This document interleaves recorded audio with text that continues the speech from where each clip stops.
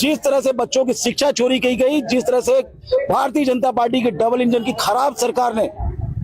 Vote की चोरी करके अपनी सत्ता हासिल की है, उसी प्रकार से अब किसानों की खाद चोरी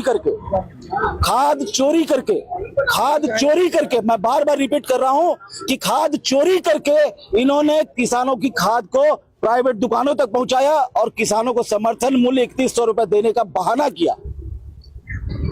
किया और दूसरी तरफ 266 रुपए वाली खाद किसानों को मजबूर किया कि वो 1000, 1200, 1500 रुपए में खरीदे, अपनी फसल जैसे तैसे बचाएं। आज इतनी बुरी स्थिति है कि जो गेहूं और चनों के लिए जो खाद होता है उसको मजबूरन किसानों को ले जाकर धान में डालना पड़ रहा है, थोड़ी बहुत फसल बचाने के लिए।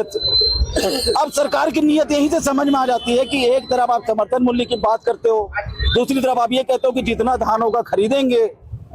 अब स्थिति तो ये दिख रही है स्पष्ट कि पहले किसानों के धान की फसल को ही मार दो, उनकी खाद चोरी करके प्राइवेट दुकानों में बेच दो और उसके बाद उनसे महंगे में खरीदवाओ। आपको समझ में आ जाना चाहिए, देश के किसानों को समझ में आ जाना चाहिए कि भारतीय जनता पार्टी की सरकार सिर्फ किसानों की ही नहीं,